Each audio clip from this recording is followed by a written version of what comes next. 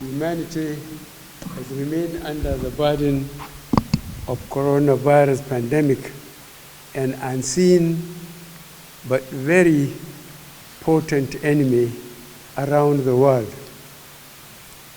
Infection from the virus has resulted in over 2,500,000 fatalities and destroyed several global and national systems.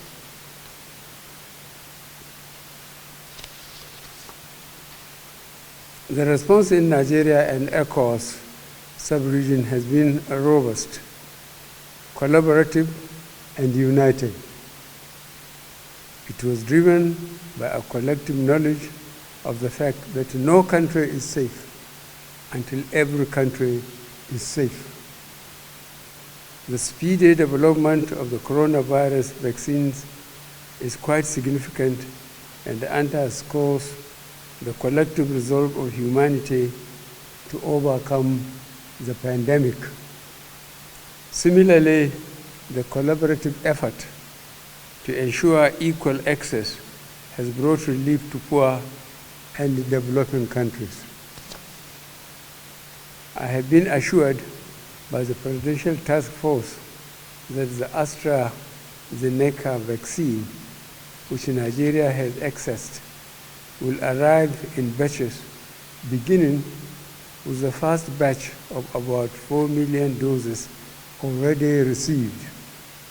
I am similarly aware of the rollout and administration plan to cater for over 70% of our population between the year 2021 and 2022. Yesterday, our frontline medical personnel, top on the priority list, were vaccinated. Today, as a demonstration of leadership and faith in the safety and efficacy of the vaccines, I have received my first jab, and I wish to commend it to all eligible Nigerians to do same so that we can be protected from the virus. I urge all state governments, traditional and religious leaders to take the lead in the mobilization effort within their environment and spheres of influence. The vaccine offers hope for a safe country free of coronavirus.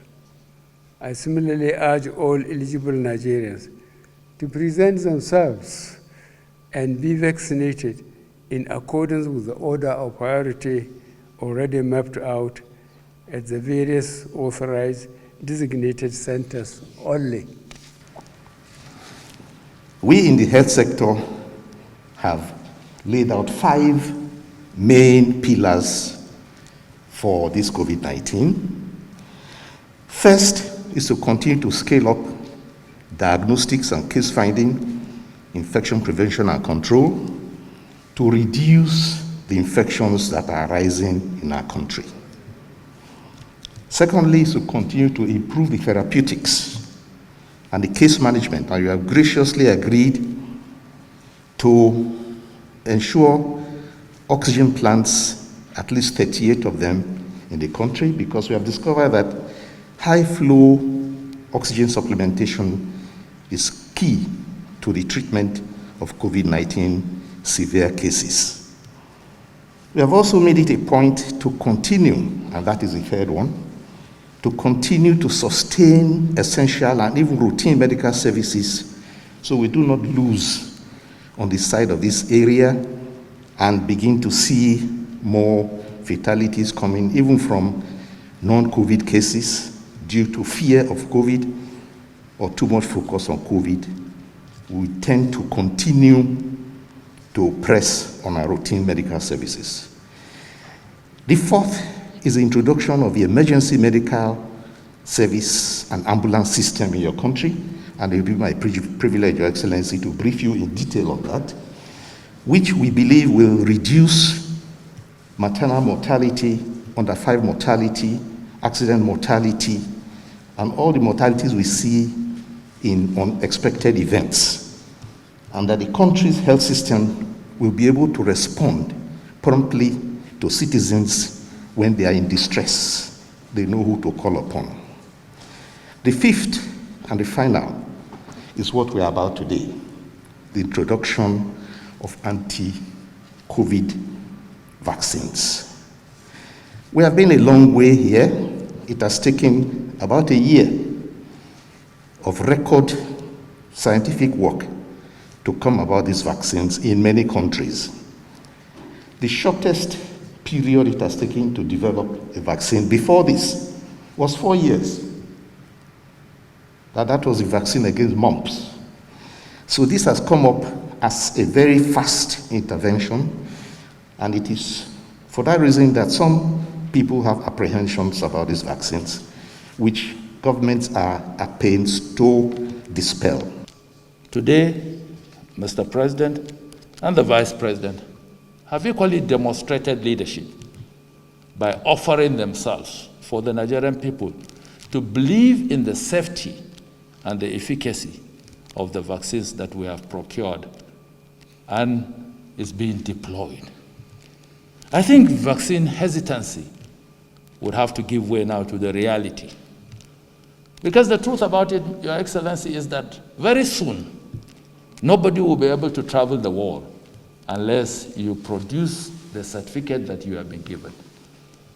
I have not confirmed, but reliably, some countries have started putting restrictions on receiving visitors, even for exercising activities of their faith without a COVID-19 vaccination certificate.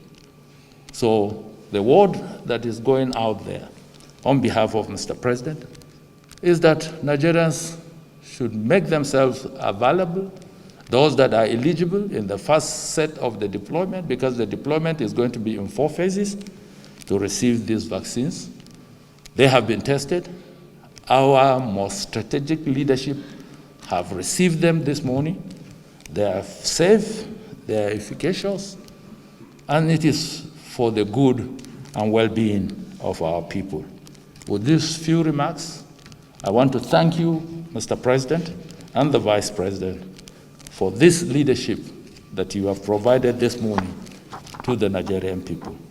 And I wish us well, and I urge Nigerians to make themselves available and not to listen to any conspiracy theories and not to listen to any misinformation, but to make themselves available as eligible Nigerians to receive these vaccines when it is their turn to do so.